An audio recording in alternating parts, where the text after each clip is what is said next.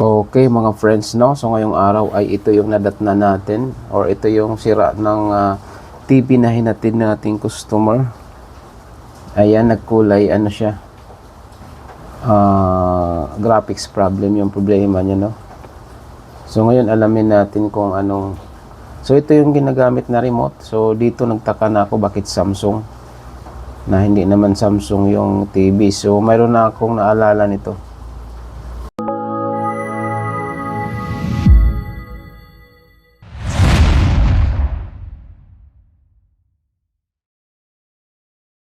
Yung TV na to ay ang sabi ng customer ay pina-factory reset ng anak niya. So nagkaganito. So parang may experience na ako nito na ito ay isang upgrade. In-upgrade na to ng software. Okay, so subukan muna natin ito. Ito yung board niya. Malamang ito yung board niya. TPM-MS 338 PB801. Okay, so duda ako nito ay in-upgrade na tong TV na ito. Kaya nung ni-reset ng anak niya ay nagkaroon ng problema sa display or sa graphics. So subukan muna natin ito. So reset muna natin yung yung panel settings. Okay, kasi ito nakokontrol ng remote ng Samsung, nakokontrol siya.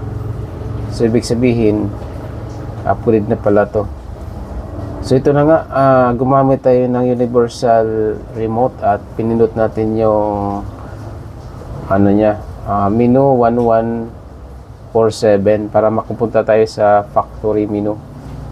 Okay, so ngayon ay subukan nating mag-adjust dun sa panel setting kung babalik ba siya sa normal na display. Okay, so ngayon puntahan natin yung panel setting. Ayan, panel setting. Ang nakasit sa kanya ay JIDA. So babaguhin natin 'yan. Ayan. Okay, so babaguhin natin 'yan. Ayan, ginawa nating visa. So nag-compatible na siya doon sa LCD panel niya. Okay, so pag ganito kasing iba na yung remote, possible talaga na in-upgrade or pinalitan ng firmware itong TV na ito. Kaya nung ni-reset na ay nagka-problema sa display or naging graphics display na siya. So ito okay na siya at i-testing natin siya ng or i-turn off natin at subukan natin kung hindi na ba siya mag-bad graphics.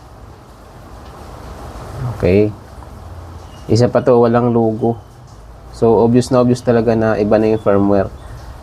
Dapat may logo yan. So ito na, bumabalik siya dito sa may factory menu at i-exit lang natin kasi kanina hindi natin na-exit, then pinatay natin agad. Exit muna natin. Okay, so isa itong 55 inches na TV. Then so ito na, iyon, no. So naging normal na siya.